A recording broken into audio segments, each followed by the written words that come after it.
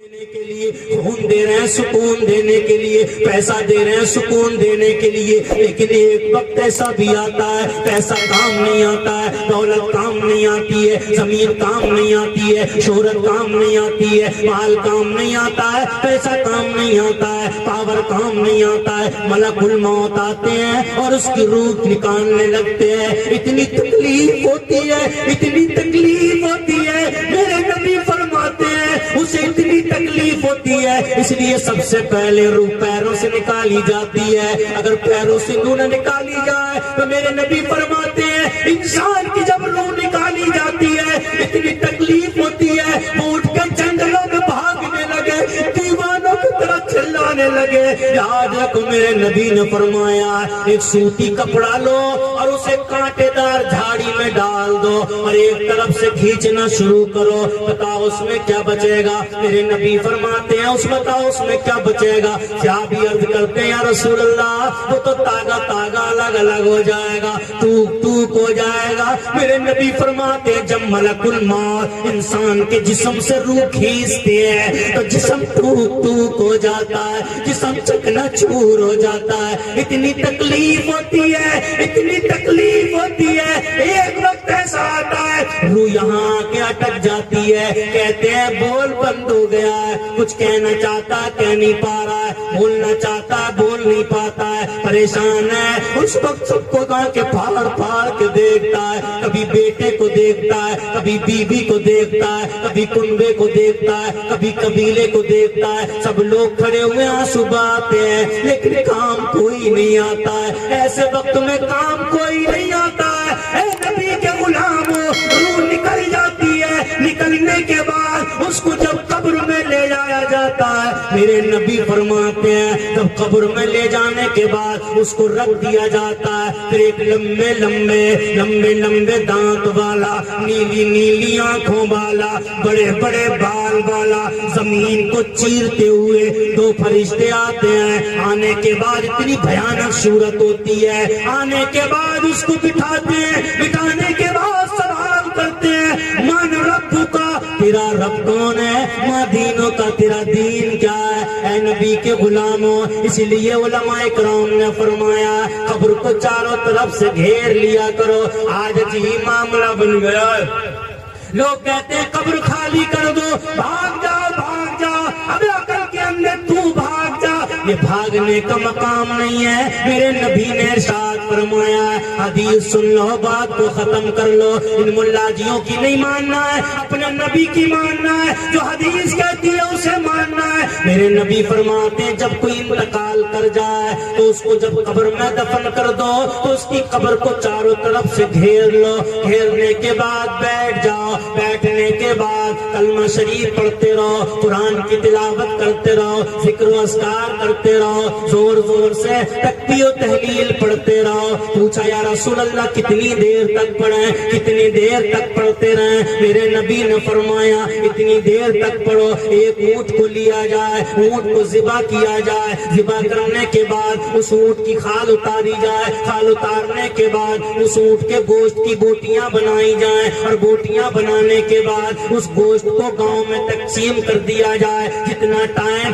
اونٹ کے کاٹنے، اونٹ کا گوشت بنانے، اس کی کھال اتارنے، اس کا گوشت بانٹنے میں ٹائم لگے، اتنے ٹائم تک قبر پر رہو، اللہ کا ذکر کرتے رہو، اللہ کو یاد کرتے رہو، قرآن کی تلاوت کرتے رہو۔ آج ہم دیکھتے ہیں قبریں خالی پڑی ہوئی ہیں، باپ کی قبر پہ جاتا نہیں ہے، وہ بیٹا جو البر میں لاکھ خرچ کرایا، وہ بیٹا جو البر میں زمین بیچ کے دے آیا، وہ بیٹا جو البر میں خون دے رہا تھا، وہ بیٹا جو البر میں دولت لٹا رہا تھا، وہ بیٹا جو بیٹی سب کچھ دینے کے لیے تیار تھی، آج ماں کہتی ہے میرے بیٹے کو بچا لو، میں ہنسلی بیچنے کے لیے تیار ہوں، میں گلے بند بیچنے کے لیے تیار ہوں، اپنا مال بیچنے کے لیے تیار ہوں۔ ارے تیرے پیسے نے سکون نہ دیا، تیری دولت نے سکون نہ دیا، تیرے مکان نے سکون نہ دیا، تیری زمین نے سکون نہ دیا، لیکن اب وقت آ گیا ہے جہاں تیری دولت کام نہیں نہیں آئے گی جہاں ایصال ثواب کام آتا ہے، غریبوں کو کھلانا کام آتا ہے، یتیموں کو پہنانا کام آتا ہے، ننگوں کو کپڑا پہنا دینا کام آتا ہے،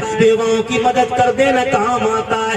تاریخ اٹھا لے، دیکھ لے آج قبر کو چاروں طرف سے گھیر لیا جاتا ہے، گھیرنے کے بعد میرے نبی نے ارشاد فرمایا زور زور سے تکبیر پڑھو، زور زور سے تحلیل پڑھتے رہو، اللہ اکبر اللہ اکبر، یعنی اس کو بتاؤ اے مرنے والے سن لے تیرا رب اللہ ہے، اے مرنے والے سن لے تیرا نبی رسول ہے، اے مرنے والے سن لے تیرا دین اسلام ہے۔ ارے اسی کو تو علماء کرام کہتے ہیں اب قبر پہ کھڑے ہو کر اذان پڑھ دو۔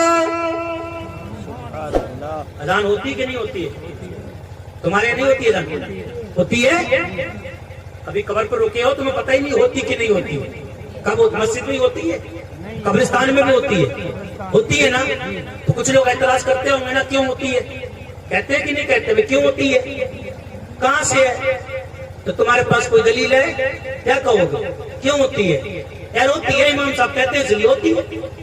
کچھ اپنے پاس بھی رکھ لیا کرو، پھر فون کرتا ہے امام صاحب قبر پہ اذان کیوں ہوتی ہے؟ بڈھا ہو گیا اذان پڑھتے پڑھتے دلیل پتہ ہی نہیں ہے، سنتا ہی نہیں ہے کبھی۔ اپنے پاس رکھ لیا کرو، جب کوئی پوچھے کیوں ہوتی ہے تو کہہ دینا میرے نبی نے فرمایا ہے، زور زور سے تکبیر پڑھو، زور زور سے بتاؤ تیرا اللہ تیرا رب اللہ ہے، تیرا دین اسلام ہے، تیرا رسول محمد رسول اللہ ہے۔ اسی لیے اذان پڑھی جاتی ہے اور اس میں کہا جاتا اللہ اکبر، اللہ بہت بڑا ہے۔ تو پوری اذان پڑھ کے دیکھ لو، اس میں نبی کا بھی ذکر آ رہا ہے، اس میں دین کا بھی ذکر آ رہا ہے، اس میں رسول کا بھی ذکر آ رہا ہے۔ جب اذان پڑھی جاتی ہے حدیث پاک میں آتا ہے، پہلے حدیث سن لو، میرے نبی فرماتے ہیں قبر میں جب انسان کو رکھا جاتا ہے اس کی قبر میں شیطان پہنچ جاتا ہے، فرشتہ کہتا ہے من ربک، تیرا رب کون ہے؟ تو وہ شیطان اپنے طرف اشارہ کرتا ہے مجھے کہہ دے مجھے کہہ دے مجھے کہہ دے مجھے کہہ دے، ارے مجھے بول دے میں تجھے بچا لوں گا۔ اس وقت انسان گھبرایا ہوا ہوتا ہے، پریشان ہوتا ہے، تو اندھیری قبر ہے، اکیلا ہے، کوئی ہے ہی نہیں، بے چین ہے۔ اس وقت شیطان کہتا ہے مجھے کہہ دے، میرے نبی فرماتے ہیں جہاں اذان ہوتی ہے اور اذان کی آواز سن کے شیطان 36 میل دور بھاگ جاتا ہے۔ ایک روایت میں آتا ہے جہاں تک اذان کی آواز جاتی ہے وہاں تک شیطان بھاگ جاتا ہے۔ ارے جب اوپر سے اذان کی آواز آتی ہے اللہ اکبر تو شیطان بھاگنے لگتا ہے، شیطان بھاگتا ہے اور مرنے والے کے کان میں آواز پہنچتی ہے اللہ اکبر، تو کہتے من ربک، تیرا رب کون ہے؟ مرنے والا کہتا ہے جو سب سے بڑا ہے وہی میرا رب ہے، جو سب سے بڑا ہے وہی میرا رب ہے۔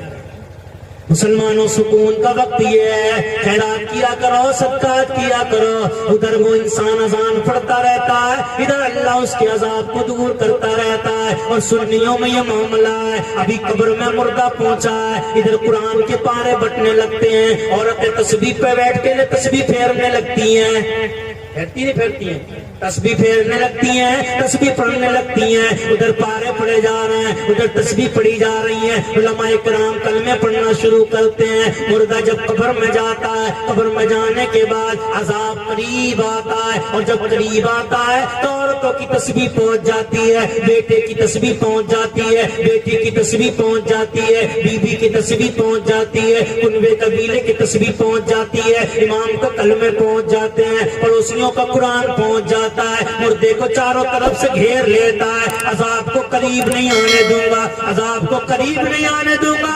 عذاب اللہ کی بارگاہ میں عرض کرتا ہے اے مولا یہ تو گنہگار ہے، لیکن اسے تسبیح نے گھیر لیا ہے، اسے قرآن کی تلاوت نے گھیر لیا ہے، اسے کلمے ذکر و اذکار نے گھیر لیا ہے۔ اللہ فرماتا ہے ابھی دور رہ لے، ابھی دور رہ لے۔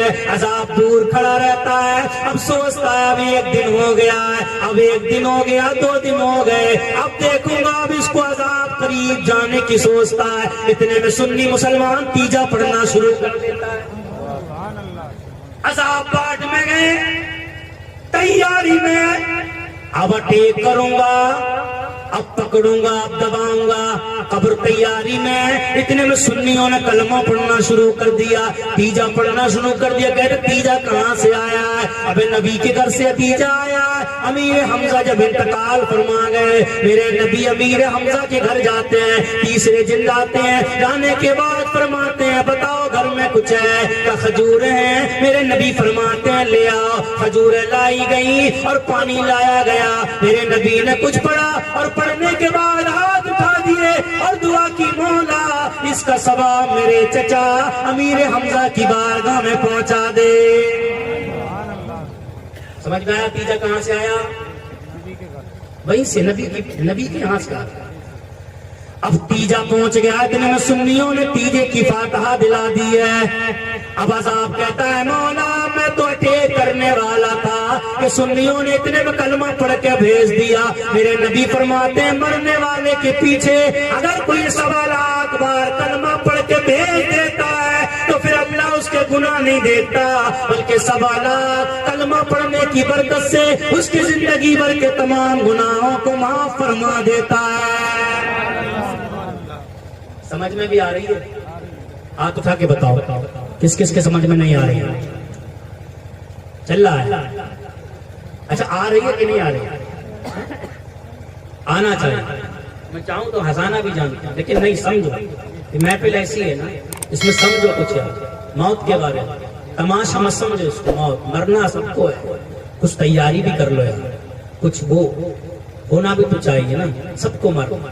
اس سے کیا ہوتا ہے؟ آج جو کھیر کھلائی ہے مرحوم کی طرف سے، اس سے فائدہ کیا ہوتا ہے؟